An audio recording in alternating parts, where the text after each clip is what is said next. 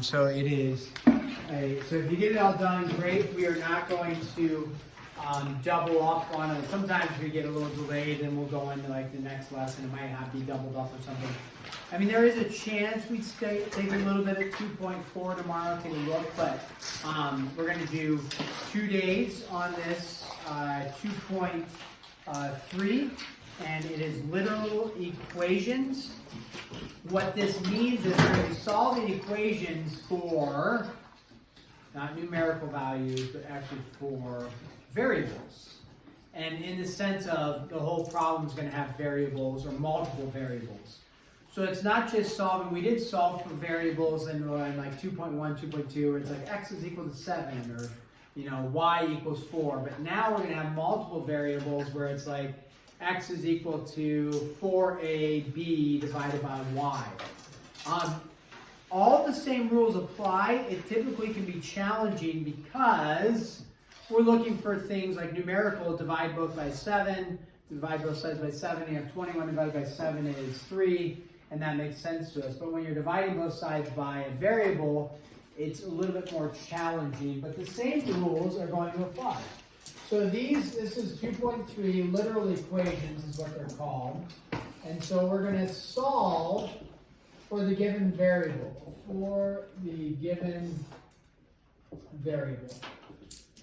So we'll do several examples and hopefully give you lots of different problems to look at to help you solve. So you're going to have an equation like this.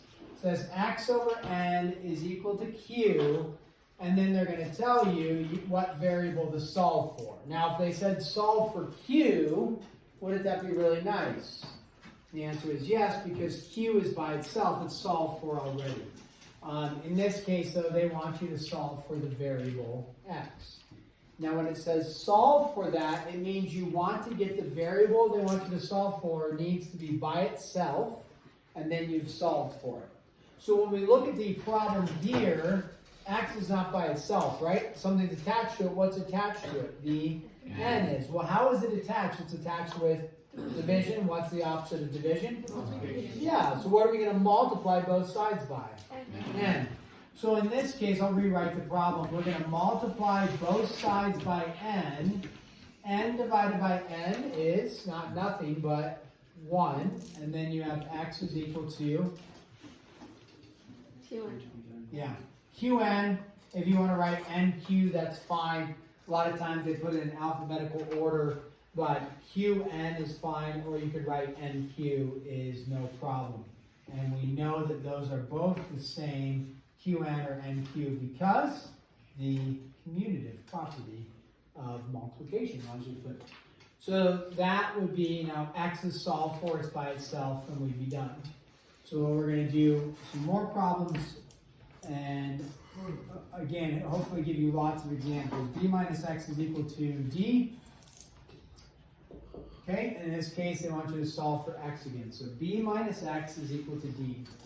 A couple different routes you could go here. I'm going to show you one route so we get comfortable with the negatives. And then I'll show you the other route that you can do so you don't deal with the negative.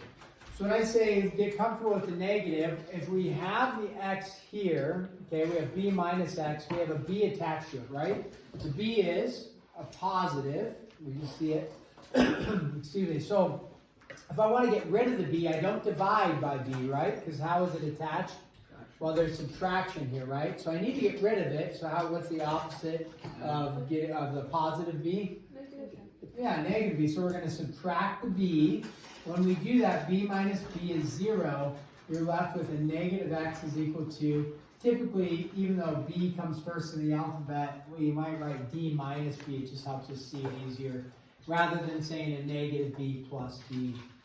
Now, though, to solve for x, is x completely solved for? No, because what's attached to it are negative 1, right? And so how do I get rid of the negative? I don't add it, because it's attached with multiplication. So you can either divide it or multiply it by a negative. The key here is that you just change the sign on the other side. So however you want to think about it, you want to divide by a negative 1, you want to multiply by a negative 1, however you want to look at it. But when you do that, you're going to change the sign on both of those. So you could write a negative d plus b. That's not wrong to write it that way. We would give you credit that way. Or you could change the letters around where b is still positive and then d is negative, or we write it as a subtraction. And that's a little cleaner way to write it, is just b minus d. I would accept either one, though, would be fine. That's a little cleaner because there's only one sign there, negative. Here, there's a negative and a positive. Okay, so that is what you could do. And I want to show that so we dealt with the negatives. The other route you could have gone is, you could have said, I'll rewrite the problem. You say, okay, I'm going to add the x over. So when you do that, even though you're solving for x, but what you could do is add it over, so you have d plus x, and then you could subtract the d over like that. And so then you'd have b minus d is equal to a positive x, but again, do we write positive x? No, we would just write x. And then that would work as well. Typically, the variable you just solve for, where do we usually put it? On the left side or on the right side? Typically on the left, right? So then you could swap these around like that and write it that way. So that's also an option if you don't want to deal with multiplying by a negative or dividing by a negative. You can add it over for that. Okay, so now do another one here. Number 3. Let's say I have v is equal to pi r squared h, and we're going to solve for h. Now, when you see pi, typically we're going to leave it as pi. We're not going to turn that into 3.14 and work with it. There's no reason to do that. Just leave it as pi. All right, so now we look at, okay, we want to solve for h. So we have to ask the question, what is attached to the h? How is it attached? And then we do the process to get there. So if we look at the h here, we see that we have an r squared, and we see that we have a pi attached to it. Well, how are they attached? They're attached with multiplication. What's the opposite of multiplication? Division. So we're going to divide both sides by whatever is attached to it. We divide both sides by the pi and by the r squared. And you take pi and r squared to both sides. And pi divided by pi, it's just a numerical value. It's like 7 divided by 7. That will cancel to be 1. R squared over r squared cancels to be 1. And then we would have v over pi r squared is equal to h. Optimum is to write h is equal to v over pi r squared. That's optimum. If you get it into this format, you leave the h on the right side, I'm not going to mark you wrong. Okay, just getting there as an accomplishment, we'll give you credit for that. Ideal notation to get the variable by itself on that. Okay, we're going to ramp this up here. And yes, let's throw something confusing. Why is it confusing? Because it's a fraction. Because it's a fraction, yes. Also, there's multiple variables. That obviously causes usually some challenges. But let's throw in the fractional part, and that causes a lot of challenges in itself.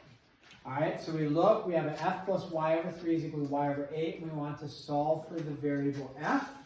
So we look at the f, and we just say, hey, what's attached to it, and how do I get rid of it? So we look at that, and we say, oh, I have a y over 3 attached to my f. It's attached with addition. What's the opposite of addition? Subtraction. So we're going to subtract y over 3, subtract y over 3. Again, some of you struggle with fractions and adding and subtracting the fractions.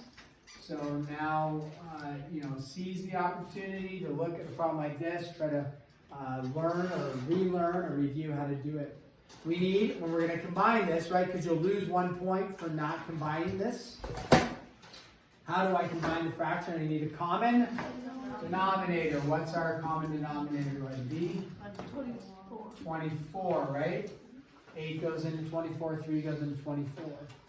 And then we say, okay, what did I have to multiply this top and bottom by to get to 24? 3 over 3. So we say 3y, and then what did I have to multiply this one by? 8 over 8, so we get minus 8y. So then we're going to talk about here, 3y, you got to keep going. What's 3y minus 8y? Negative 5y. So we're going to talk about notation. If you get to there, that's fine. That's a good answer right there. Notationally, you might see the book take that negative. Where might the book put the negative? Possibly. Yeah. Yeah, they might just put it in front. Typically, they're not going to put it in the bottom. It might look like this. So it's a negative and then a 5y over 24.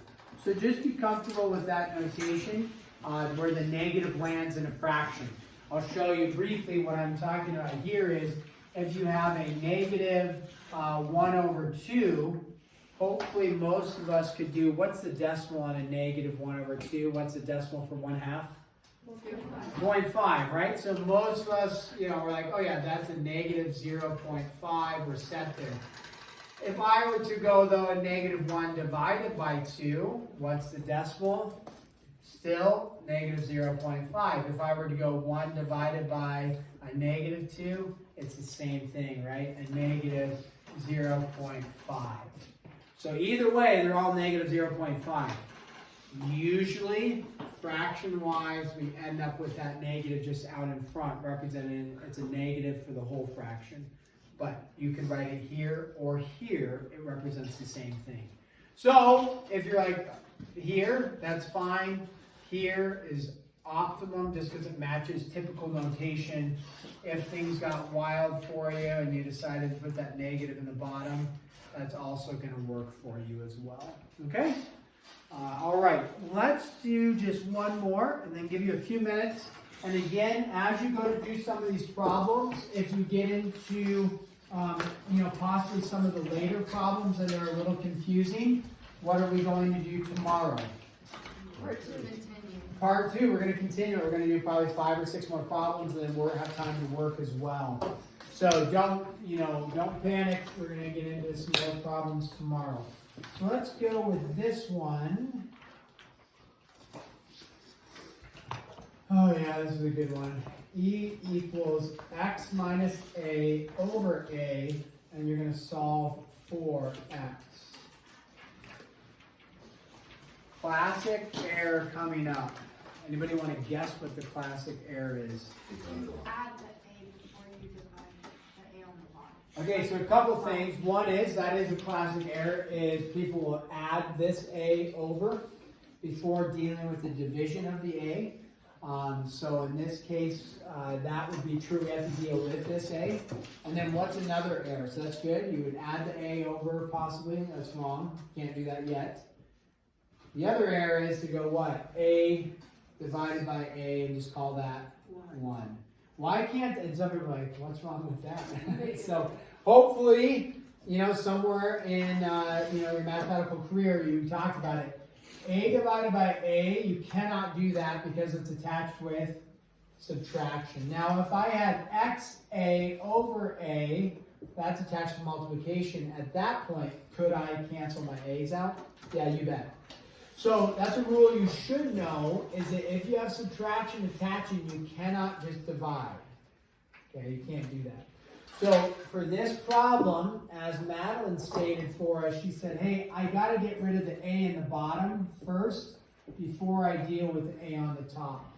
They specifically put an a and an a just to cause some challenges, because it's like a over a, you really want to cancel it, you want to combine them. You're not going to. So you need to multiply both sides by a, because this is, if you think about it, we can put parentheses there. Whole thing divided by a, the opposite of division is multiplication. So that a and that a will now cancel, and you're left with ae is equal to x minus a. Now, the nice thing is, all we have to do is add the a over. Again, opportunity for error, and they put this specifically in there just to make sure people are understanding. A lot of people want to combine the a's somehow. They want to say like 2ae, or I don't know what else, a squared maybe, but ae plus a has to stay separated out because they are, you guys use the term, they're not like terms, they're not, Last names. yeah, they have different last names or something, right? Is that what you said? Yeah. AE is different than A, right? Two completely separate different things. You cannot add them together. So there they stand. Optimum would be if you wrote it out like that. If you leave it like this, that's going to work for you. Okay? So we have a little bit of time. Get your homework page started. Like I said, we'll go over more of these tomorrow. Make sure, though, should you start on your homework tonight? Yeah, you bet. Because it gets a little more challenging on the back end. So get started on this stuff tonight, and then you'll have tomorrow as well. When is this going to be due? Wednesday. Wednesday and Wednesday. Double check those tests. If you have any questions on it and the grading, let me know. Should you